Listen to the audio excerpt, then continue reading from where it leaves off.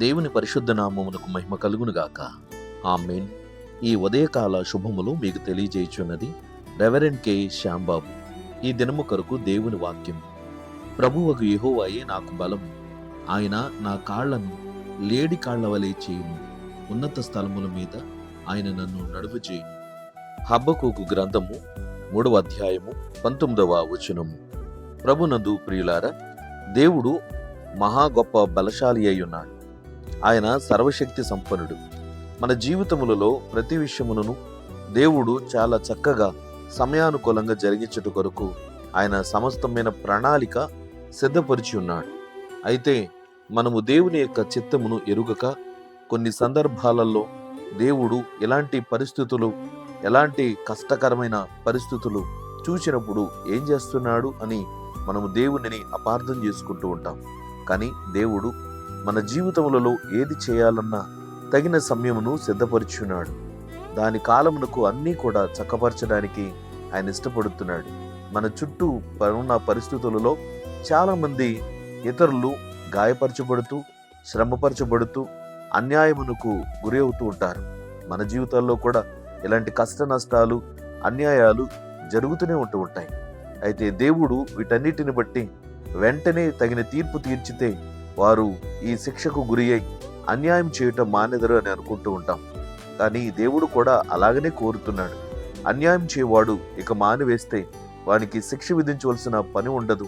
వాడు చేసినటువంటి అక్రమమైన విషయములలో పశ్చాత్తాపపడి దేవుని యందు భయభక్తులు కలిగి జీవిస్తాడేమోనని అట్టి వారికి మరొక అవకాశమును కలుగజేస్తున్నాడు.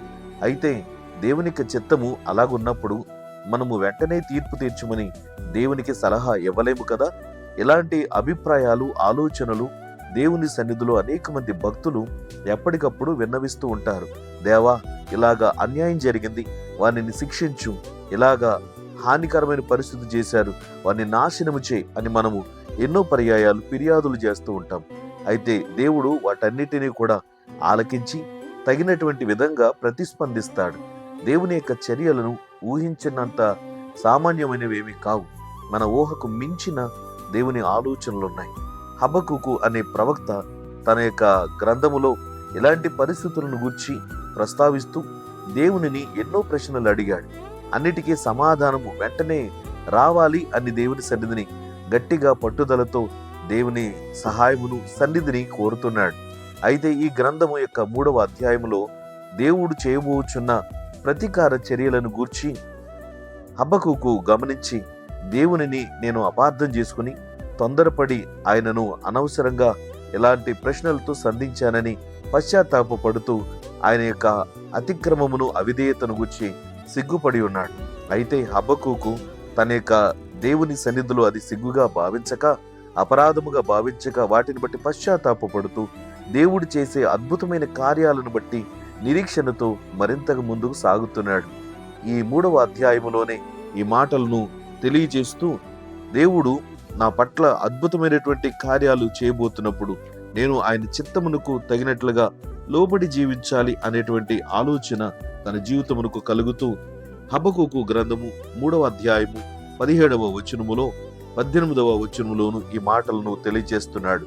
నా అంజూరపు చెట్లు, ద్రాక్ష చెట్లు, ఒలీవల చెట్లు కాపు లేకపోయినా, చేనులో పైరు రాకపోయినా, గొర్రెలు పశువులు లేకపోయినా, ఏది ఏమైనను నా దేవుడు నాకు తోడుంటే చాలును, ఆయనే నాకు బలము, ఆనందము, ఆశీర్వాదము అని తృప్తిగల మాటలతో దేవునిని ఘనపరుచుచున్నాడు.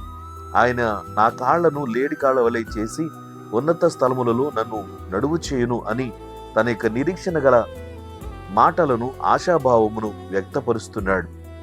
ప్రభునందు ప్రియ దేవుని బిడ్డలారా, సహోదరి సహోదరుడా, నీవు కూడా ఎలాంటి పరిస్థితుల గుండానే నీ జీవితం కొనసాగిస్తున్నావు కదా. కాబట్టి ఎలాంటి పరిస్థితులలో దేవుడు వెంటనే తన యొక్క చర్య తీసుకోవాలనంటే, ఒకవేళ నీవు నీతిమంతుడుగా ఉన్నావా, లేకపోతే ఇలాంటి చర్యలలో నీ మీద కూడా ఆ యొక్క పరిస్థితులను బట్టి కలిగే శిక్ష నీ మీదకి వచ్చే ప్రమాదం ఉన్నది. కనుక మనము నీతిమంతులముగా, యథార్థవంతులముగా లేనప్పుడు శిక్ష విధించు ప్రభు అంటే, దేవుడు ఒకవేళ అందరినీ ఒకే విధంగా శిక్షిస్తే ఆ శిక్ష తీర్పులో నీవు నేను ఉండవచ్చును కదా. మరొక అవకాశం ఈ ప్రభు అని మన కొరకు మనం అడుగుతున్నట్లు ఇతరులు కూడా ఇలాగనే అడిగి ఉండవచ్చును కదా.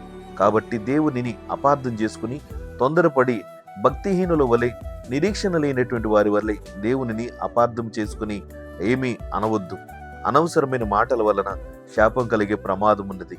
దేవుడు తగిన సమయమునకు అన్నిటిని చక్కపరుస్తాడు, నీకన్నిటిని తుడుస్తాడు. దేవుని యందు నిరీక్షణించుము, విశ్వాసంతో కొనసాగుము. దైవాశీస్సులు కలుగునుగాక. ఆమేన్. ప్రార్థన. ప్రేమగల తండ్రి, ఘనమైన దేవా, స్తోత్రాలు. ఈ ఉదయకాలమున నీవు మాకు అనుగ్రహించి నీ మాటల చేత మేము బలపరచబడుతున్నాం. మా ఆత్మీయ భౌతిక జీవితమును ప్రభావితపరిచే నీ మాటలు మాకు ఎంతో స్ఫూర్తినిస్తున్నాయి. ప్రభువా, మా చుట్టూ జరుగుతున్న దుష్ట పరిణామమును ఖండించండి. మాకు ఎల్లప్పుడూ నీ కృపా సహాయమును దయచేయండి. ఇది మొదలుకొని మా జీవితాలలో మీ కృప వెంబడి కృపను కలుగచేయండి. అపార్థం చేసుకుని మాట్లాడిన మా అవిధేయతయుతమైన మాటలు క్షమించి మన్నించి నీ కృపకు పాత్రలుగా చేయండి. శ్రమలో ఉన్న బిడ్డలను ఆదుకొనండి.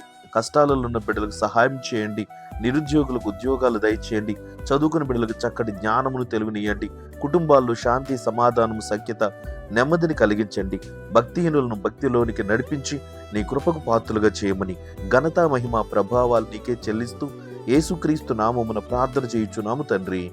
ఆమేన్.